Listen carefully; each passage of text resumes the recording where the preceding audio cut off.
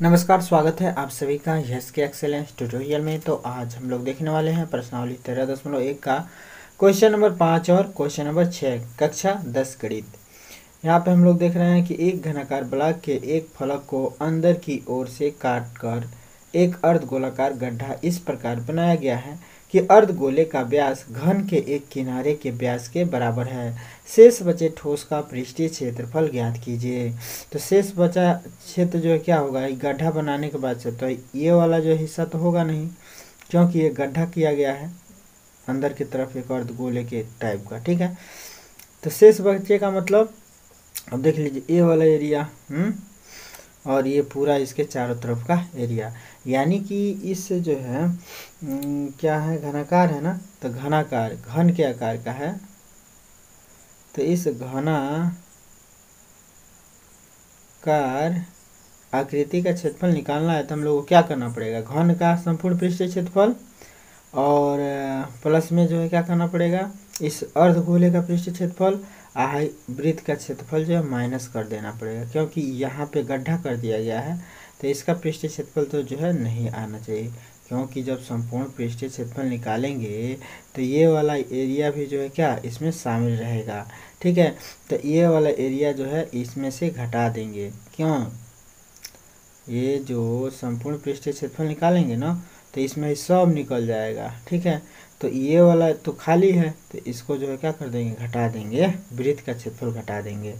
मैंने क्या है इसका, तो यहाँ पे देखिए मैंने इसका मैंने कहने का मतलब ये है कि घन का संपूर्ण पृष्ठीय क्षेत्रफल निकाल देंगे। संपूर्ण का मतलब ये सभी पृष्ठ आ जाएंगे। ठीक है, 6 पृष्ठ है इसके, तो 6 पृष्ठ का जो है क्षेत्रफल निकालना पड़ेगा। तो 6 पृष्ठ के क्षेत्रफल में से इस वृत्त का जो है क्षेत्रफल घटा देंगे, अर्धगोले का जो है जोड़ देंगे, लेकिन इस वृत्त का क्षेत्रफल घटाएंगे। ठीक है, तो देखिए इसको कैसे करते हैं। यहाँ पे लिखेंगे हम लोग हॉल,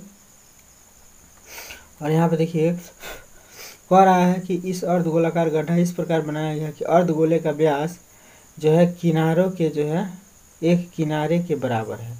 माने जितना इसका व्यास है ना, इस अर्धगोले का जितना व्यास है उतना ही जो है इस घनाकार भाग का जो है क्या है, एक भुजा भी है। ठीक है ना, यानी कि प्रश्नानुसार हम लोग कह सकते हैं,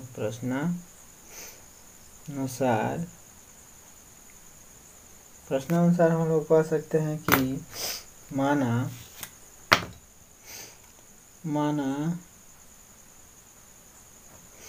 कह रहा है कि घन का जो एक भुजा है ना, जितना घन का भुजा है उतना ही इसका व्यास भी है। तो होता भी है, जितना घन का भुजा रहेगा उतना ही व्यास भी रहेगा।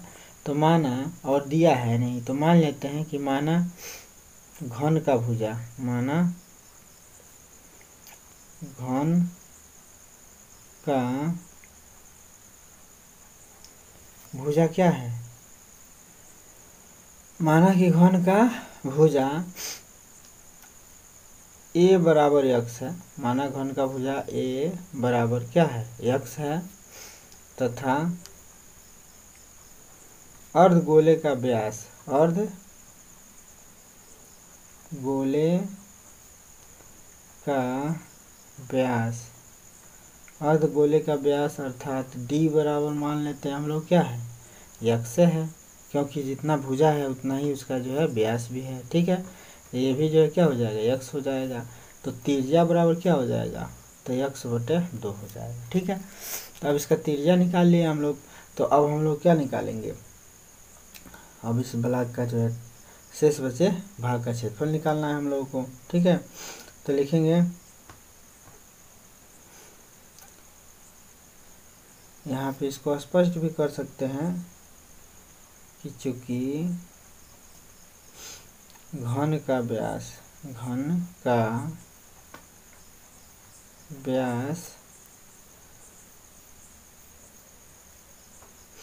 अर्धगोले के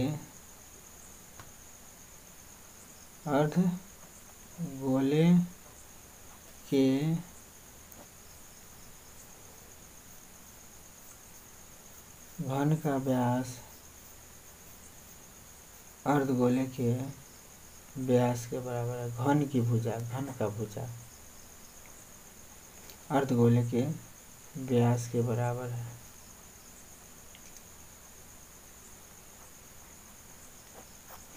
या घन का अर्धगोले का व्यास, अर्धगोले का व्यास घन के किनारों के बराबर है। चूँकि घन का अर्धगोले का व्यास क्योंकि अर्धगोले के व्यास के बराबर है, या घन का भुजा जो है अर्धगोले के व्यास के बराबर है, ऐसे भी लिख सकते हैं। ठीक है ना। तो अब यहाँ पे हम लोग जो है क्या करेंगे, यहाँ पे जो है आप लोग को समझ में नहीं आ रहा है ना, चलिए इसको काट देते हैं। देखिए यहाँ कह रहा है कि अर्धगोले का व्यास, अर्धगोले का जो व्यास है वह घन के किनारे के बराबर है कह रहा है ना, यानी कि लिखेंगे अर्धगोले का व्यास, अर्धगोले का व्यास घन के किनारे के बराबर, अर्धगोले का व्यास, अर्धगोले का व्यास, अर्धगोले का जो व्यास है घन के किनारे के बराबर है, घन के एक किनारे के बराबर है। ठीक है। तो घन के अर्धगोले का व्यास घन के किनारे के बराबर है, तो घन का किनारा हम लोग यक्स माने हैं, तो इसका व्यास भी क्या हो जाएगा, यक्स हो जाएगा, तो त्रिज्या यक्स बटे 2 हो जाएगा।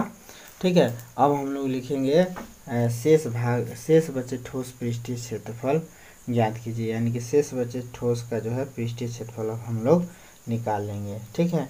तो अब हम लोग लिखेंगे यहाँ पे क्या लिखेंगे, शेष बचे ठोस का पृष्ठीय क्षेत्रफल। अब हम लोग क्या लिखेंगे, शेष बचे ठोस का पृष्ठीय क्षेत्रफल, शेष बचे ठोस का पृष्ठीय क्षेत्रफल बराबर क्या हो जाएगा, वही गोले का संपूर्ण घन का संपूर्ण पृष्ठीय क्षेत्रफल, घन का संपूर्ण पृष्ठीय क्षेत्रफल, संपूर्ण पृष्ठीय क्षेत्रफल प्लस अर्धगोले का पृष्ठीय क्षेत्रफल, अर्धगोले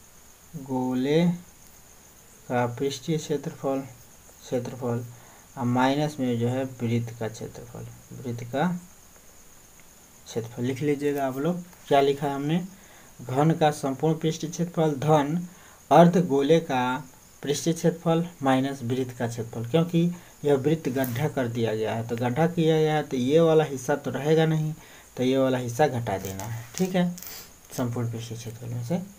ठीक है। तो अब हम लोग यहाँ पे लिखेंगे घन का संपूर्ण पृष्ठीय क्षेत्रफल क्या होगा, तो यहाँ पे देखिए घन का संपूर्ण पृष्ठीय क्षेत्रफल 6a² होता है ना, 6a का स्क्वायर होता है, और धन में अर्धगोले का पृष्ठीय क्षेत्रफल 2πr होता है, और माइनस में वृत्त का क्षेत्रफल यानी कि πr होता है। अब यहाँ पे देखिए 6a का स्क्वायर, a के जगह पे x भरेंगे हम लोग, क्योंकि x माना है हम लोगों ने। ठीक है। प्लस में जो है 2, अब यहाँ पे देखिए 2πr है, तो 2πr में से πr घटा दीजिए तो क्या बच जाएगा, πr बच जाएगा, नहीं बच जाएगा, केवल πr बच जाएगा। अब यहाँ पे हम लोग 6 x का स्क्वायर x का स्क्वायर होगा, और धन में जो है r का मान जो है क्या हो जाएगा, तो पाई इंटू आर का मान कितना हो जाएगा, x बटे 2, आर का मान x बटे 2 है। तो अब हम लोग जो है यहाँ पे क्या कर सकते हैं,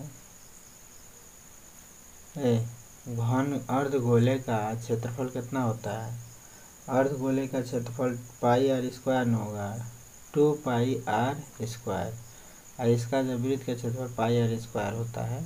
ठीक है, इसको जो मिस्टेक मत करिए।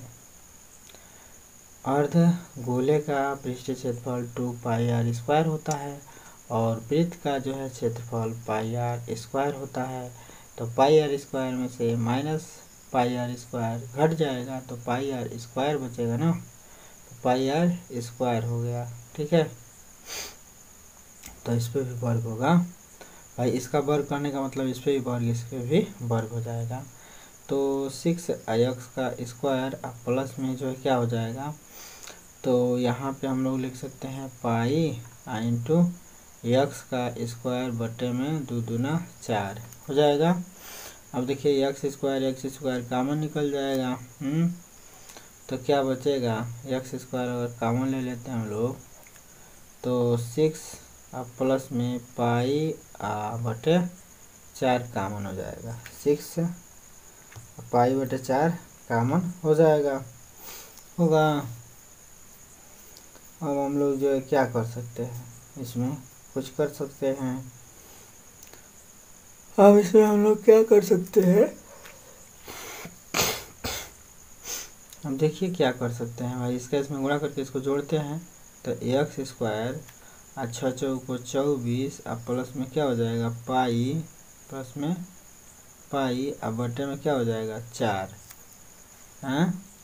तो क्या हो जाएगा बटे में 4 और बटे में 4 को हम लोग लिख सकते हैं क्या, यहाँ पे 1/4 लिख सकते हैं, यानी कि एक्स स्क्वायर अब बटे 4 लिख सकते हैं।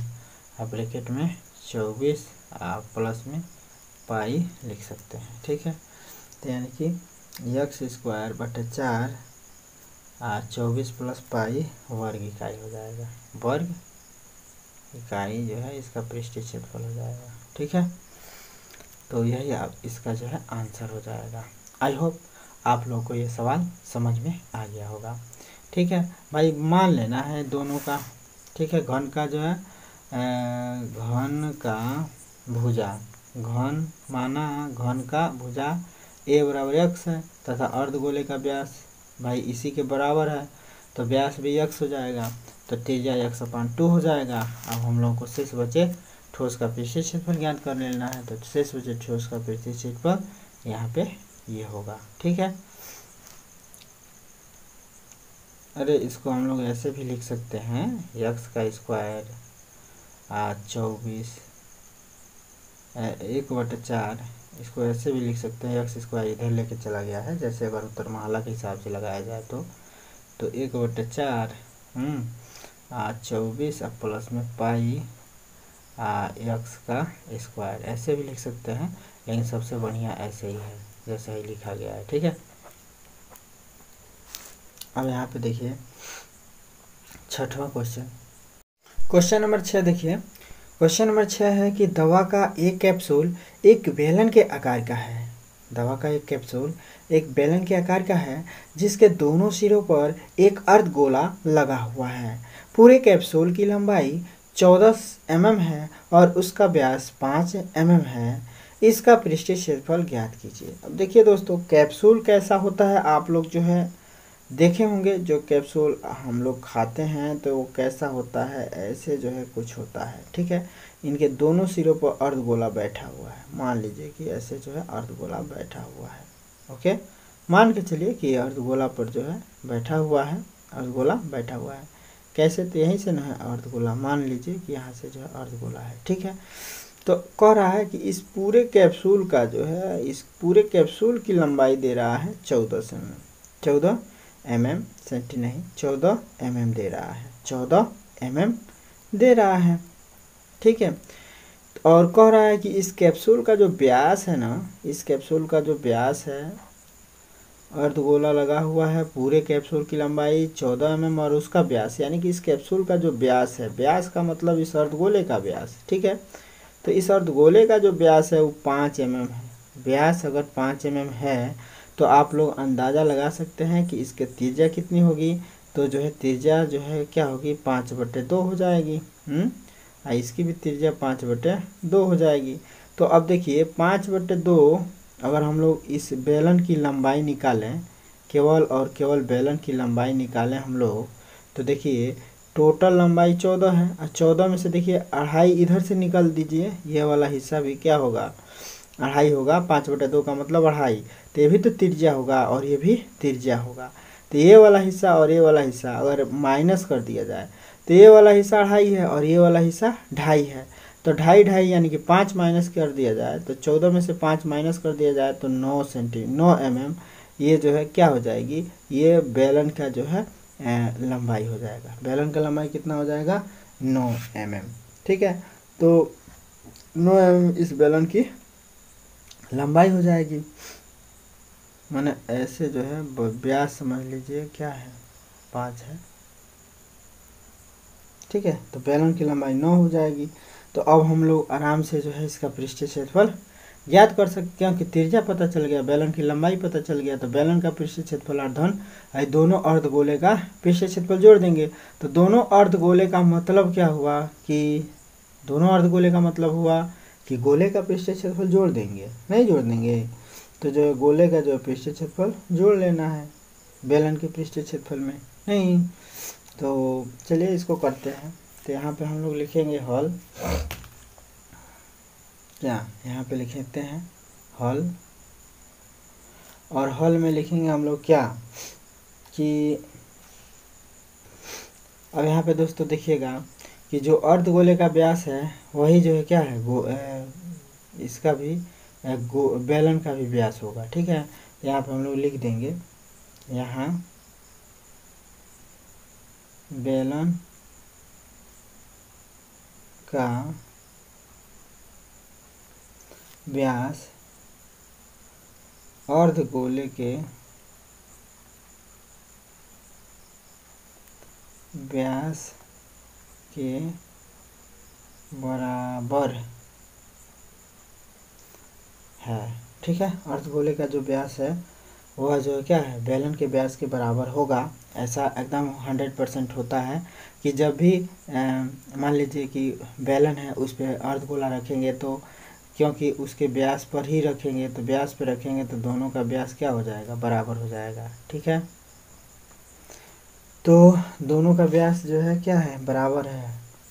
तो अतः हम लोग लिख सकते हैं कि अतः हम लोग लिख सकते हैं क्या कि अर्धगोले का व्यास जो है, अर्धगोले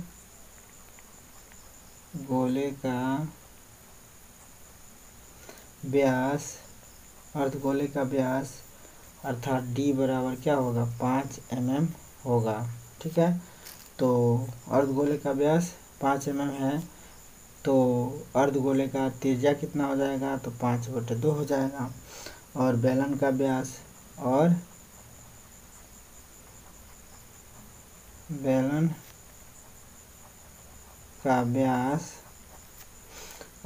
का व्यास क्या है, और बेलन का व्यास भी d बराबर भी होगा 5 mm, ठीक है। तो इसकी त्रिज्या भी जो है 5/2 हो जाएगी, बेलन का त्रिज्या, ठीक है। अब बेलन की ऊंचाई हम लोग ज्ञात कर लेते हैं। तो बेलन की ऊंचाई देखिए दोस्तों, यह लंबाई हम लोग ऊंचाई में ही लेंगे, ठीक है ना। बेलन की जो ऊंचाई हम लोगों ने 9, बेलन की लंबाई है, बेलन की लंबाई हम लोग निकाले हैं 9 mm, यही जो है क्या है ऊंचाई हो जाएगी। तो बेलन की ऊंचाई यानी कि आज भाई बेलन की ऊंचाई चाहिए ना पृष्ठीय क्षेत्रफल के लिए, तो बेलन की ऊंचाई बराबर क्या हो जाएगा, कैप्सूल की कुल लंबाई माइनस क्या माइनस जो है क्या हो जाएगा आर का दोगुना, भाई आर इधर भी है आर इधर भी है, दोगुना आर घटाएंगे, यानी कि कुल लंबाई कैप्सूल की लंबाई, कैप्सूल की लंबाई माइनस क्या हो जाएगा 2r माइनस 2r, यानी कि r इधर एक r इधर, यानी कि 2r घटा देंगे। तो कैप्सूल की लंबाई 14 और माइनस में 2r, r का मतलब 5/2, तो 5/2 मैंने 2 गुणे 5/2, 2 से 2 कैंसिल, यानी कि 5, 14 में से 5 घट जाएगा तो 9, ठीक है। तो क्या हो गया, बेलन की ऊंचाई निकल गया, बेलन की ऊंचाई कितना हो गया 9 mm। अब हम लोग जो है पृष्ठीय क्षेत्रफल ज्ञात कर लेंगे कैप्सूल की। तो हम लोग लिखेंगे कैप्सूल की पृष्ठीय